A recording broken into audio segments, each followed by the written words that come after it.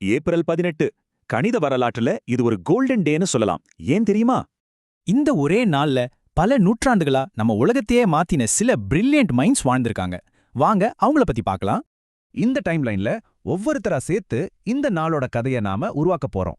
ஒரு சின்ன கமெண்ட் ஒரு கம்ப்யூட்டரை எப்படி நூத்துக்கணக்கான வேலைகளை செய்ய வைக்குது? அதுக்கு பதில் லூயிஸ் ஆர்போகாஸ்ட் கிட்ட இருக்கு. அவர் ஏப்ரல் 18, 1803ல காலமானார். ஆர்போகாஸ்ட் மேத்ஸ்ல இருக்கிற ஆபரேஷன்ஸையே தனி ஆப்ஜெக்ட்ஸா பார்க்கற ஒரு முறைய கண்டுபிடிச்சாரு. இதுதான் மாடர்ன் கோடிங்க்கு பேஸ். அன்னைக்கு யோசிச்ச ஒரு சின்ன ஐடியா இன்னைக்கு நாம யூஸ் பண்ற டெக்னாலஜிக்கு எவ்ளோ முக்கியம்னு பாருங்க. சரி, அதே ஏப்ரல் 18 தான். ஆனா இப்ப 80 வருஷம் முன்னாடி போய் வேறொரு நாட்டுல என்ன நடந்துச்சுன்னு பார்க்கலாம்.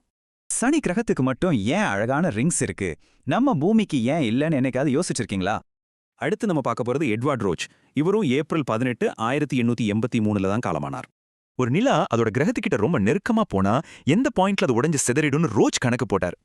சொல்லப்போனா சனி கிரகத்தோட வளையங்கள் அப்படி எல்லை தாண்டின ஒரு நிலாவோட மிச்சம்தான். ஒரே நாள், ஆனா எத்தனை கதைகள் பாருங்க.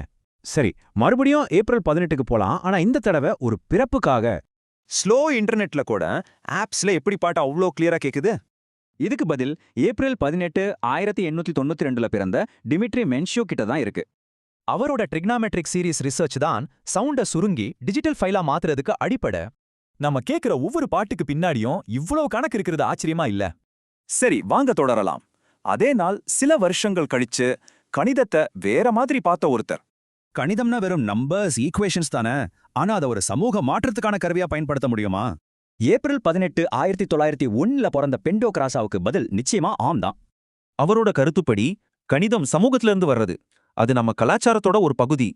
அவருக்கு கணக்கு பாடப்புத்தகத்துல மட்டும் இல்ல, ஜனங்களுக்காக போராடுறதுக்கு கூட அதை பயன்படுத்தினாரு.